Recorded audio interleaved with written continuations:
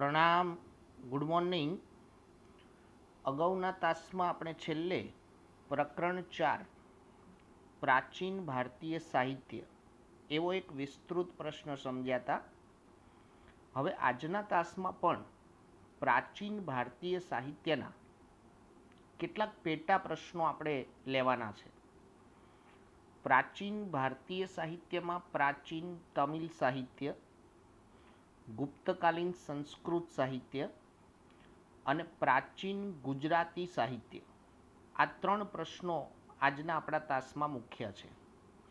સાથે એક નાનો પ્રશ્ન પણ આપણે સમાવ્યો છે, મધ્યકાલીન સંસ્કૃત સાહિત્ય, જે મધ્યકાલીન સાહિત્યના શરૂઆતની વિગતો છે. તો શરૂ કરીએ. પહેલો પ્રશ્ન.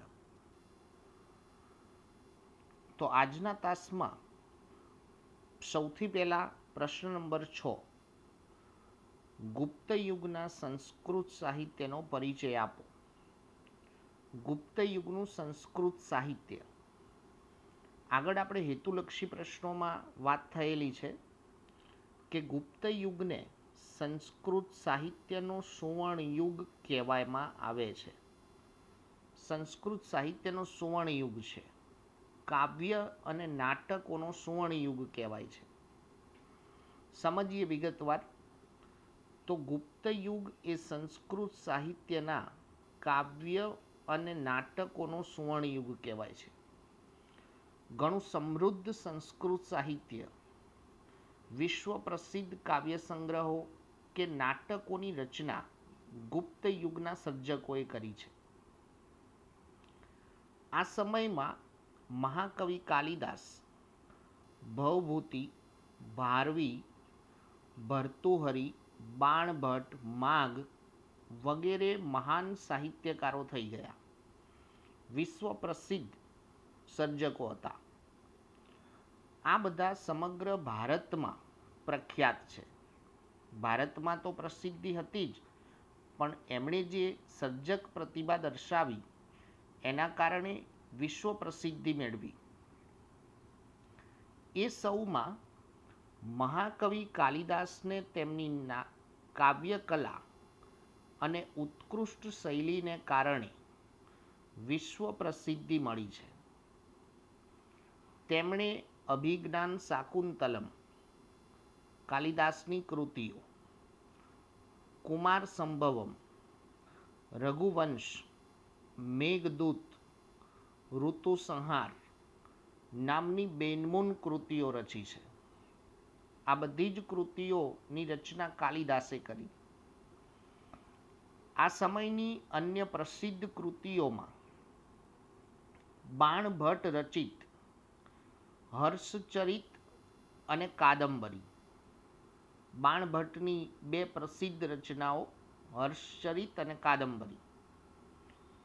ભવભૂતિ રચિત ઉત્તરરામચરિતમ અને ભારવી રચિત કિરાતાજુનિયમ. વિશાખાદત્તની રચના મુદ્રા રાક્ષસ. શુદ્રક રચિત મુચ્છકટિકમ. દંડીની રચના દશકુમાર ચરિતમ વગેરેનો સમાવેશ થાય છે. મોટાભાગના સર્જકો અને એમની કૃતિઓ અહીંયા આપણને ઉલ્લેખ થયેલી છે, અને એ બધી જ કૃતિઓ આપણે ધ્યાનથી સમજી અને યાદ રાખવી પડશે. તો આ કૃતિઓમાં, આ કાવ્યો કે નાટકોનું વિષય વસ્તુ શું છે? તો ખાસ કરીને રાજકીય પ્રસંગો, પ્રણય પ્રસંગો, રૂપકો, હાસ્ય પ્રસંગો અને તત્વજ્ઞાન વગેરે આ ગ્રંથોના મુખ્ય વિષયો છે. આ કૃતિઓનો મુખ્ય વિષય વસ્તુ છે. ક્યાંક પ્રણય પ્રસંગોનો ઉલ્લેખ છે, તો ક્યાંક રાજકીય પ્રસંગો છે, ક્યાંક હાસ્ય પ્રસંગોનું નિરૂપણ થયેલું છે. આ જે કૃતિઓ અને સર્જકો આપણે જોયા ગુપ્ત યુગના સંસ્કૃત સાહિત્યના સંદર્ભે, તો અહીંથી મિત્રો હેતુલક્ષી પ્રશ્ન જ્યારે આવે છે તો ત્યારે ખૂબ ધ્યાનથી આપણે એનો ઉત્તર આપશું કેમ કે ઘણા બધા સર્જકોના નામ છે અને ઘણી બધી કૃતિઓ પણ છે.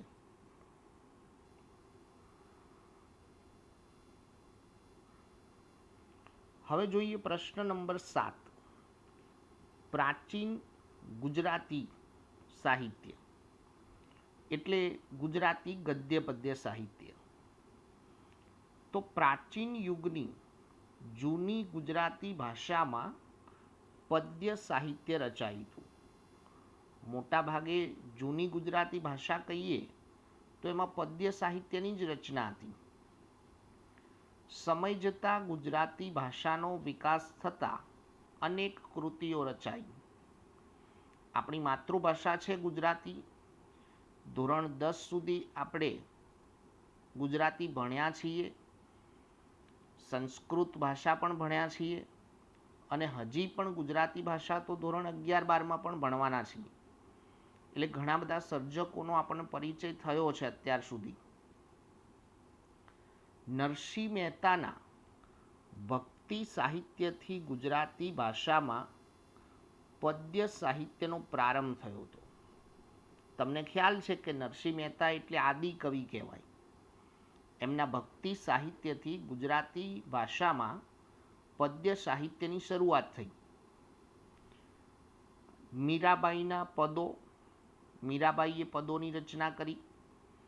અખાના છપ્પા, પ્રેમાનંદના આખ્યાનો, પ્રીતમના પણ પદો, દયારામની ગરબીઓ વગેરેથી મધ્યયુગનું પદ્ય સાહિત્ય સમૃદ્ધ બન્યું છે. મધ્યયુગ દરમિયાન એટલે ખૂબ સમૃદ્ધ સાહિત્યની રચના થયેલી છે. ત્યારબાદ જોઈએ તો અર્વાચીન યુગમાં ઉમાશંકર જોશી, નાનાલાલ, સુંદરમ વગેરે પદ્ય સાહિત્યને સમૃદ્ધ બનાવ્યું. અર્વાચીન યુગના પદ્ય સાહિત્યકારો.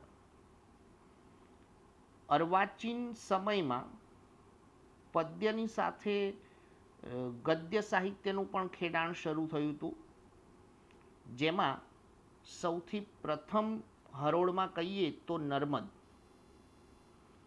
જે ગદ્ય સાહિત્યના પિતા છે. નવલરામ, કિશોરલાલ મસરૂવાળા, મૈપતરામ, રૂપરામ, નીલકંઠ, ગોવર્ધનરામ ત્રિપાઠી, ખૂબ જ સુંદર નવલકથા આપેલી સરસ્વતી ચંદ્ર, મહાનવલ કહેવાય. પન્નાલાલ પટેલ વગેરે સાહિત્યકારોએ ગદ્ય સાહિત્યને સમૃદ્ધ બનાવ્યું અર્વાચીન સમયમાં. તો મિત્રો, જ્યારે પ્રશ્નનું ટાઇટલ એવું હોય કે ગુજરાતી ગદ્ય પદ્ય સાહિત્ય વિશે સમજાવો, તો ત્યારે આપણે આટલા પોઈન્ટ્સ સમજી અને યાદ રાખવા પડે.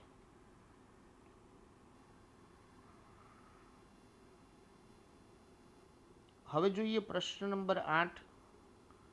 પ્રાચીન યુગના તમિલ સાહિત્યનો પરિચય. ગયા વખતે આપણે પ્રાચીન ભારતીય સાહિત્ય જે સમજ્યા હતા, એક વિસ્તૃત પ્રશ્ન, તો એમાં ઉલ્લેખ હતો કે દ્રવિડ કુળની ભાષાઓ. તો દ્રવિડ કુળની ભાષાઓમાં તમિલ, તેલુગુ, કન્નડ અને મલયાલમ. જેમાં તમિલ ભાષા છે એ પ્રાચીન યુગ દરમિયાન ઉદ્ભવેલી, ઈસવીસનની 1લી સદીમાં. એટલે તમિલ સાહિત્ય એ પ્રાચીન યુગમાં સમાવેશ થાય છે. સમજીએ તો પ્રાચીન યુગના તમિલ સાહિત્યનો પરિચય આપો. પ્રાચીન યુગ દરમિયાન તમિલ, તેલુગુ, કન્નડ અને મલયાલમ એ 4 દ્રવિડ કુળની ભાષાઓમાં સાહિત્ય રચાયેલું. ખાસ કરીને આપણે તમિલ ભાષાને વધારે મહત્ત્વ અહીંયા આપવાનું છે. તો તેમાં તમિલ એ સૌથી જૂની ભાષા છે. દ્રવિડ કુળની સૌથી જૂની ભાષા એટલે તમિલ. તમિલ સાહિત્ય એ ઈસવીસનના પ્રારંભના સમયમાં રચાયેલું, ઈસવીસનની 1લી સદી. આ સમયમાં ભારતની પ્રચલિત પરંપરા મુજબ 3 સંગમોની રચના થયેલી, જેને સંગમ સાહિત્ય કહેવાય. એ સંગમોના આશ્રય અનેક સંતો કે કવિઓએ પોતાની કૃતિઓ રચી. જે પણ સર્જકો કે સંતો કે કવિઓએ પોતાની જે કૃતિઓની રચના કરી એ કૃતિઓને સંગમ સાહિત્ય તરીકે ઓળખવામાં આવતી. નીચે આપણે સમજીએ છીએ વિગતવાર. હવે આ સંગમ સાહિત્ય કે જેમાં રાજનીતિ, યુદ્ધ, પ્રણય કે પ્રેમ સંબંધ વગેરે મુખ્ય વિષયો હતા. એનું મુખ્ય વિષય વસ્તુ. સંગમ સાહિત્ય એ 3 ભાગમાં વિભાજિત છે. મતલબ કે 3 સંગમ સાહિત્યના પ્રખ્યાત ગ્રંથો છે. એતુથોકઈ એટલે કે 8 કાવ્યોનું સંકલન. 8 કાવ્યોનું સંકલન એટલે એતુથોકઈ. તોલ્કાપિયમ એટલે વ્યાકરણ ગ્રંથ. તોલ્કાપિયમ એટલે વ્યાકરણ ગ્રંથ. અને પથ્થુપાતુ એટલે 10 ગીતોનો સંગ્રહ. એમ 3 સંગમ સાહિત્યની રચના થયેલી. કવિ તિરુવલ્લુવરે કુરલ નામના પ્રખ્યાત કાવ્ય સંગ્રહની રચના કરી. કુરલની રચના કવિ તિરુવલ્લુવરે, જેમાં જીવનના અનેક પાસાઓનું વિવેચન કરવામાં આવ્યું છે. શિલ્પયતિકારમ અને મણિમેખલાઈ એ પ્રારંભિક તમિલ સાહિત્યના પ્રખ્યાત ગ્રંથો છે. પ્રારંભિક તમિલ સાહિત્યની પ્રસિદ્ધ કૃતિઓ એટલે શિલ્પયતિકારમ અને મણિમેખલાઈ. તો આ વાત થઈ પ્રાચીન યુગના તમિલ સાહિત્યની.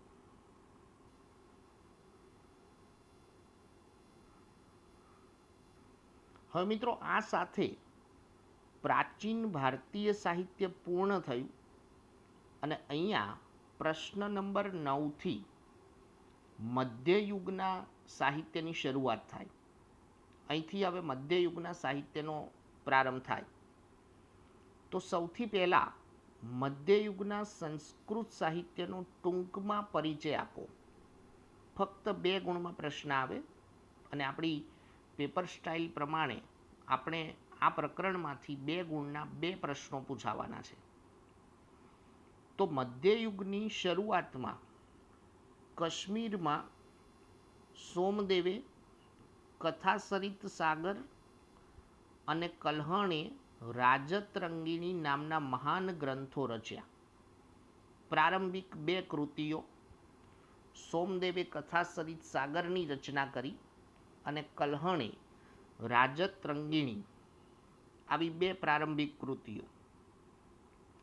જેમાં રાજતરંગીણી એ કાશ્મીરના ઇતિહાસને આલેખતો ઘણો જ મહત્વપૂર્ણ ગ્રંથ છે, જેમાં કાશ્મીરનો ઇતિહાસ છે. આ કૃતિ એટલે ભારતનો સર્વપ્રથમ ઐતિહાસિક ગ્રંથ ગણાય છે. ત્યારબાદ જોઈએ તો કવિ જયદેવે ગીત ગોવિંદ નામના કાવ્યગ્રંથની રચના કરી સંસ્કૃતમાં. આ કાવ્ય સંગ્રહ એ સંસ્કૃત સાહિત્યનો અતિ સુંદર કાવ્ય સંગ્રહ છે એવું કહેવાય. જયદેવનું ગીત ગોવિંદ. દક્ષિણ ભારતમાં શંકરાચાર્યએ ભાષ્યની રચના કરી. શંકરાચાર્યનું ભાષ્ય. તો મધ્યકાલીન અથવા મધ્યયુગનું સંસ્કૃત સાહિત્ય એટલે આટલા પોઈન્ટ્સ એમાં આપણે રજૂ કરવાના થાય.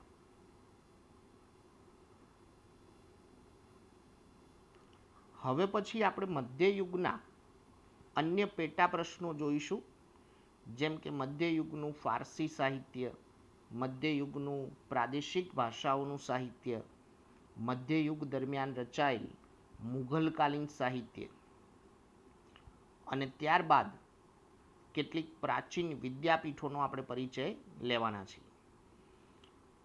અસ્તુ, પ્રણામ.